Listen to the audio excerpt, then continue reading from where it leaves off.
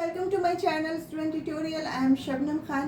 Last video में हम लोग ने क्या स्टार्ट किया था, मेल रिप्रोडक्टिव सिस्टम। उसमें मैंने दो डायग्राम को ड्रॉ किया था बोर्ड पे। फर्स्ट डायग्राम जो था वो पूरा मेल का रिप्रोडक्टिव ऑर्गन्स का था, और दूसरा डायग्राम जो था मेन जो प्राइमरी सेक्स ऑर्गन्स होता है मेल में, वो है टेस्टिस। उसका डायग्राम था कि किस तरह से टेस्टिस जो है इंटरनल उनके कौन कौन से स्ट्रक्चर पाए जाते हैं, और वो कौन सा मेन स्ट्रक्चर होता है जहाँ पे स्पर्म का फॉर्मेशन होता है, और कौन सा रूट और पाथ होता है जिसमें वो ट्रेवल करके अपने मेन टारगेट तक जाता है। ओके, इस प्रोसेस में हम लोगों ने देखा था कि कुछ डक्ट्स इन्वॉल्व थी। इस प्रोसेस में हमने ये भी देखा था कि कुछ ग्लैंड भी इन्वॉल्व थे। ठीक है, तो लास्ट जो हमारा एंड हुआ था वो हम ग्लैंड पढ़ रहे थे, जिसमें से हम लोगों ने सेमाइनल वेजाइकल पढ़ा था, प्रोस्टेट ग्लैंड पढ़ा था। जो थर्ड ग्लैंड था कॉपर ग्लैंड, वो बचा हुआ था।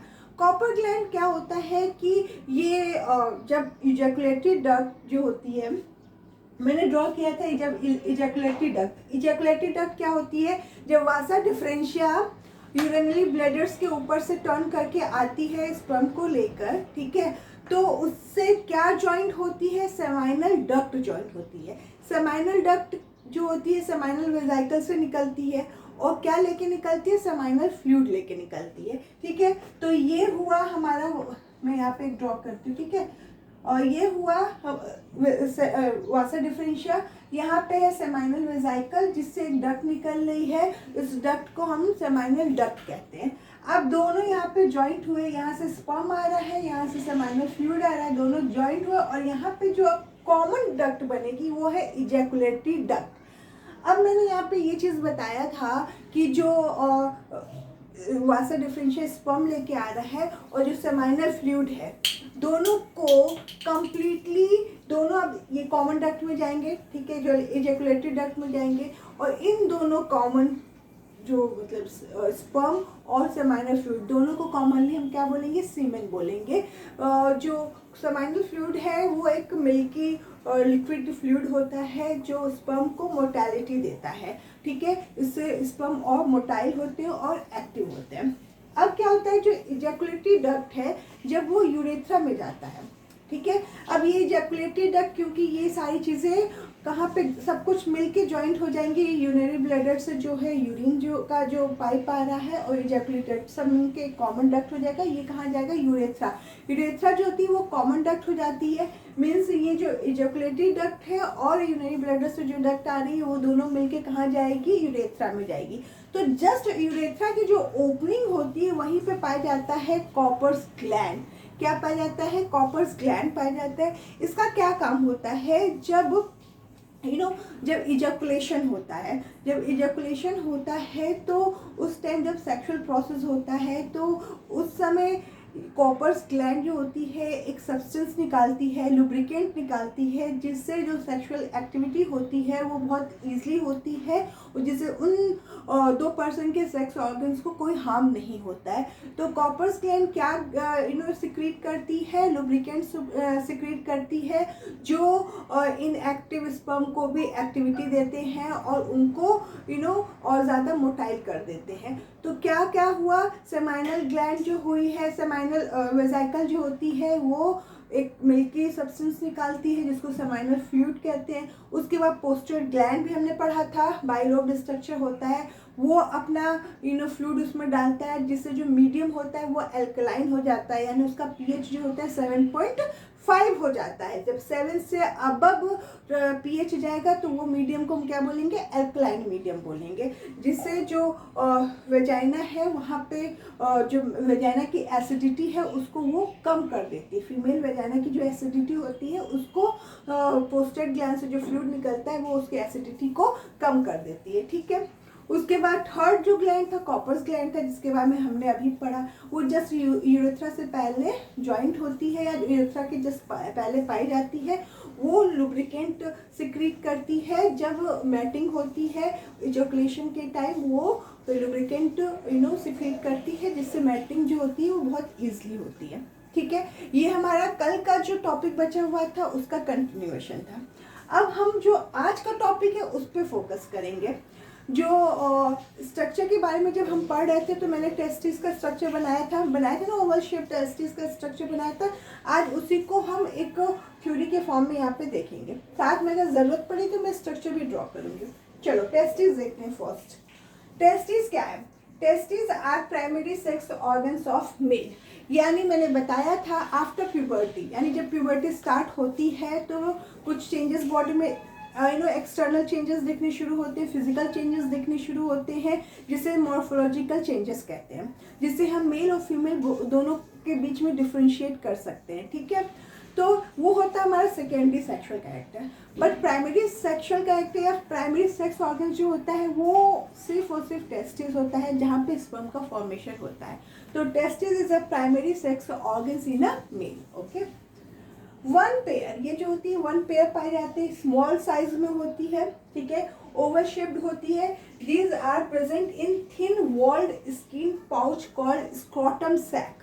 स्क्रॉटम एक पाउच लाइक स्ट्रक्चर होता है, एक thin wall pouch like structure होता है थैला जैसा, जिसके अंदर टेस्टिस पाई जाती है, पेयर टेस्टिस ओवल शेप पाई जाती है।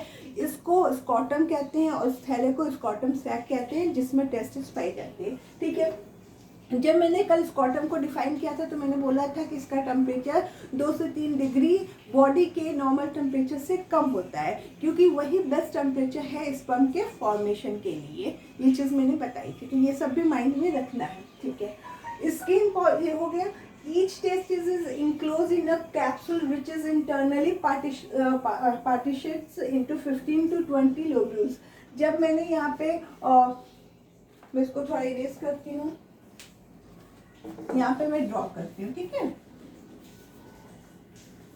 ये हो गया टेस्टिस ओवल शेप। ठीक है, अब ये क्या हुआ, यहाँ पे ये जो होता है पार्टीशन पाया जाता है इंटरनली, ये पार्ट्स में डिवाइड होता है, जिसको हम लोब्यूल्स बोलते हैं। इस तरह का बना हुआ था ना, इस तरह के पार्ट्स में बने हुए थे। ये जो होता है लोब्यूल्स होता है, जो 15 से 20 लोब्यूल्स में ये पार्ट्स इस तरह से डिवाइड होकर लोब्यूल्स बनाता है, जिसका नंबर कितना होता है 15 to 20 नंबर्स होता है।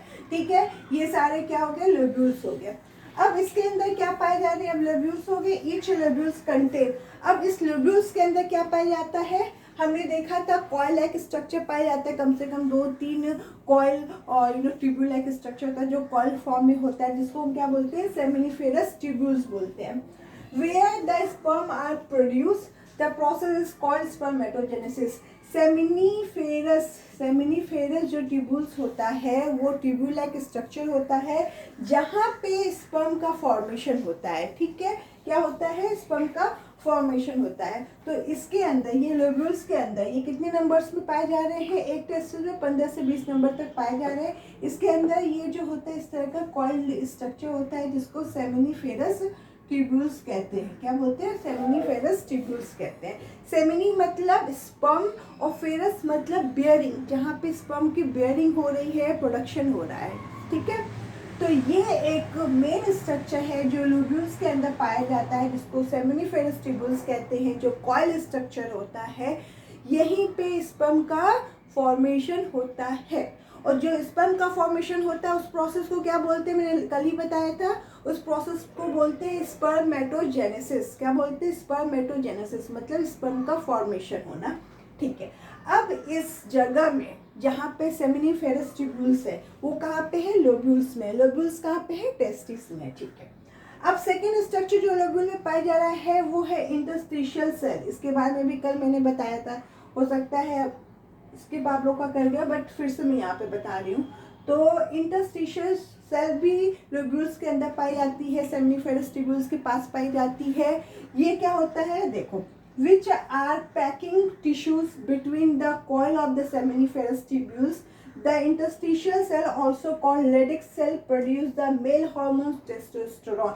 यानी जो कॉइल लाइक स्ट्रक्चर पाई जा रही सेमिनिफेरस ट्यूब्यूल्स जो पाया जाता है, इसी के टिश्यू में पैक स्ट्रक्चर पाई जा रही है, छोटे छोटे टाइप के स्ट्रक्चर पाए जाते हैं जो सेमिनिफेरस ट्यूब्यूल्स के टिश्यू में ही इम्बेडेड होते हैं, उसी में ही पाए जाते हैं।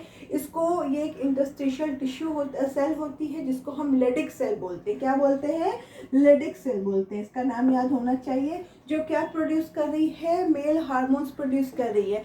मेल में सिर्फ एक ही मेल हार्मोन्स पाया जाता है जिसको बोलते हैं टेस्टोस्टेरोन। ये किस लिए रिस्पॉन्सिबल होता है? ये स्पर्म को फॉर्मेशन करने के लिए रिस्पॉन्सिबल होता है। Secondary character, secondary sexual character जो मेल में दिखने लगते हैं वो इस हार्मोन्स की वजह से ही होते हैं, क्योंकि ये हार्मोन्स तब प्यूबर्टी के टाइम से प्रोड्यूस होना शुरू हो जाता है। जब ये प्रोड्यूस होता है तो ये ब्लड में मिल के बॉडी में सर्कुलेट होता है। तो इसीलिए जो हमें सेकेंडरी कैरेक्टर्स दिखते हैं प्यूबर्टी से वो इस टेस्टोस्टेरोन की वजह से ही होते हैं। तो स्पर्म के फॉर्मेशन में भी टेस्टोस्टेरोन जो होता है वो रिस्पॉन्सिबल होता है। कहाँ पाया जा रहा है? सेमिनिफेरस ट्यूब्यूल्स में ही लेडिक सेल पाई जाती है, इंटरस्टिशियल सेल पाई जाती है जो टेस्टोस्टेरोन को प्रोड्यूस करती हैं। ठीक है, ये बात हो गई लोब्यूल्स की। लोब्यूल्स में दो टाइप की सेल पाई जा रही स्ट्रक्चर, सेमिनिफेरस ट्यूब्यूल्स और इंटरस्टिशियल सेल्स पाई जा रही हैं। ठीक है, अब हो गया। अब यहाँ पे क्या हुई? अब ये सारे जो सेमिनिफेरस ट्यूब्यूल्स है वो ढेर सारे बंच में बाहर की तरफ निकलने लगे। टेस्टिस से बाहर की तरफ क्या लेके निकल रहे? स्पर्म लेके निकल रहे हैं। ठीक है, अब क्योंकि ये ढेर सारे नंबर में निकल रहे हैं तो टेस्टिस के बाहर ये पूरे इतने बंच में नहीं जा सकते। तो क्या होता है? सेमिनिफेरस ट्यूब्यूल जो होती है 2-4 एक साथ ज्वाइंट होकर निकलती है, जिसको हम बोलते हैं इफरेंट वासा इफ्रेंशिया बोल सकते हैं, या तो इफरेंट डक्ट बोलते हैं। क्या बोलते हैं? इफरेंट डक्ट बोलते हैं। क्या कैरी करी हुई है? स्पर्म कैरी करी हुई है। तो अब यहाँ से जो स्ट्रक्चर निकल रहा है इस तरह का वो हो गया इफरेंट डक्ट। ठीक है, इफरेंट डक्ट हो गया। अब ये इफरेंट डक्ट कहाँ जा रही है? एपिडाइडेमिस में जा रही है। कहाँ जा रही है? एपिडाइडेमिस में जा रही है। एपिडाइडेमिस यहाँ पे याद होगा इतना बड़ा सा ऐसे कॉइल टाइप का ट्यूब्यूल लाइक स्ट्रक्चर था, बड़ा सा स्ट्रक्चर था ना, जो टेस्टिस के बैक साइड में पूरी तरह से एक ट्यूब्यूल की तरह स्ट्रक्चर जाता रहता है, उसी को हम बोलते हैं एपिडाइडेमिक्स। इसके 3 पार्ट होते हैं। फर्स्ट होता है हेड, बीच में होता है मिडिल में बॉडी, एंड जो थर्ड स्ट्रक्चर होता है वो होता है टेल। ठीक है, मिडिल का होता है बॉडी। ओके, चलो अब हम देखते हैं एपिडाइडेमिस में क्या लिखा हुआ है। Fitting like a cap on the upper pole of the testis, the epididymis is continued by the side of the testis up to its back, from where a distinct tube sperm duct arises. ये जो होता है testis के back में एक coil like structure होता है जो पूरे ऊपर से लेके पूरा नीचे तक फैला होता है। इसके 3 पार्ट हुए, ये हेड हो गया, ये बॉडी हो गया, ये टेल हो गया। अब टेल से एक अलग टाइप का डक्ट निकलता है, जॉइंट रहता है। जो टेल है एपिडाइडेमिक्स का वो एक नए ट्यूब में खुलता है जिसको हम वासा डिफरेंशिया बोलते हैं। ये वाला वासा डिफरेंशिया था, ठीक है, जो बाहर निकल रही टेस्टिस से। बट जो एपिडाइडेमिक्स के टेल से जॉइंट होता है वह होता है वासा डिफरेंशिया, जिसको हम स्पर्म डक्ट कहते हैं। ठीक है, तो अब यहाँ से इफरेंट डक्ट से स्पर्म जो है वो आके कहाँ रहेगा, कहाँ स्टोर होगा? वो होगा एपिडाइडेमिक्स में। एपिडाइडेमिक्स में वो टेम्पोरेरी स्टोर होता है, 18 आवर्स टू फ्यू डेज तक स्टोर होता है, जहाँ पे उसको स्टोर होकर न्यूट्रिशन मिलता है। फंक्शनली वो मेच्योर होता है स्पर्म और मोटाइल होता है। तो ये जो एपिडाइडेमिक्स है वो टेस्टिस के बाहर का स्ट्रक्चर होता है, आउटसाइड में होता है। बैक एरिया में ये पूरी तरह से कॉइल लाइक स्ट्रक्चर पाया जाता है जो ट्यूब लाइक होता है, उसमें स्पर्म आके स्टोर होता है, कुछ टेम्पोररी स्टोर होता है कुछ टाइम के लिए, जहाँ पे उसको न्यूट्रिशन मिलता है, वहाँ पे वो फंक्शनली और मैच्योर होता है। ठीक है, अब यहाँ से जो नेक्स्ट स्ट्रक्चर निकल रहा है वो है वासा डिफरेंशिया। तो आई होप यहाँ तक का सारी चीज़ें बहुत क्लियर हो गई होंगी। ठीक है, ये हम लोगों ने कल इसका डायग्राम देखा था, आज हम उसको थ्योरेटिकली देख रहे हैं। ठीक है, अब यहाँ से हम कंटिन्यू करेंगे वासा डिफरेंशिया, उसके बाद हम लेंगे ग्लैंड को, उसके बाद यहाँ पे हमारा जो है मेल रिप्रोडक्टिव सिस्टम जो होता है वो एंड हो जाएगा। बट अभी नहीं हुआ है, इसके बाद होगा जब हम बाकी के स्ट्रक्चर को भी कम्प्लीटली पढ़ लेंगे। तो अभी तक मुझे लगता है कि पूरा समझ में आ गया हो। अगर कुछ डाउट होगा तो वो हम ज़रूर क्लियर करेंगे। तो इसके बाद का कंटिन्यूएशन नेक्स्ट वीडियो में करेंगे। ठीक है, तो आई होप आज का वीडियो समझ में आया हो। हमारे चैनल को लाइक करें और चैनल को सब्सक्राइब करें और वीडियो को लाइक करें। Thank you for watching.